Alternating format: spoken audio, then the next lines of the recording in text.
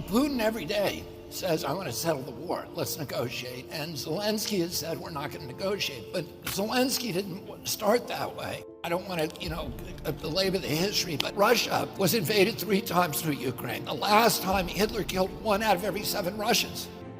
They don't want to have Ukraine join NATO. So when the wall came down in the Soviet Union, Europe, Gorbachev destroyed himself politically by doing something that was very, very courageous. He went to Bush and he said, I'm going to allow you to reunify Germany under a NATO army. I'm going to remove 450,000 Soviet troops, but I want your commitment. After that, you will not move NATO 1 inch to the east. And we solemnly swore we wouldn't do it. Well, then in 97, Brzezinski, who was the first of the neocons, said, we're going to move NATO 1,000 miles to the east and take 15 countries into it and surround the Soviet Union. So then we not only move it into 14 new nations, but we unilaterally walk away from our 2 nuclear weapons treaties with the Russians. And we put Aegis missile systems in Romania and Poland 12 minutes from Moscow. When Russians did that to Cuba in '62, we came this close to nuclear war until they removed them. So the Russians don't want nukes 400 miles from Moscow. We then overthrow the Ukraine government. In 2014, their elected government, and put in a Western sympathetic government. Russia then has to go into Crimea because they have a port. It's their only warm water port.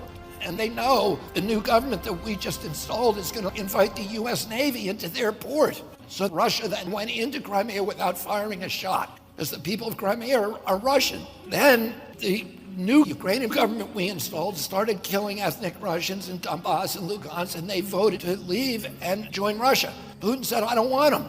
Let's give them protection and give them semi-autonomy and make an agreement to keep NATO out of Ukraine. That treaty was written by Germany, France, Russia, and England, the Minsk Accords. And the Ukrainian parliament, which is controlled by ultra-rightists, and that's a nice way of talking about them, refused to sign it. Zelensky runs in 2019. He's an actor. Why did he get elected with 70% of the vote? Because he promised to sign the Minsk Accords. He promised peace. He gets in there and he pivots. Nobody can explain why, but we know why. Because he was threatened with death by ultra-rightists in his government and a withdrawal of support by the United States by Victoria Nuland, who's the leading neocon in the State Department. We told him he could not sign it.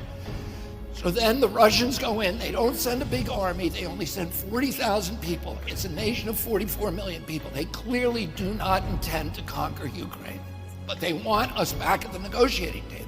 We won't allow Zelensky to go back. So he goes to Israel and Turkey and says, will you please help me negotiate a treaty? The Russians just want a guarantee that Ukraine won't join NATO. Zelensky signs the treaty. Putin's people sign the treaty. And Putin starts withdrawing the Russian troops in good faith. And what happens? Joe Biden sends Boris Johnson, the British Prime Minister, over to Ukraine in April and forces him to tear up the treaty. And since then, 450,000 kids have died who none of them should have died. For every 1 Russian that dies, 5 to 8 Ukrainians die, and they don't have any men left.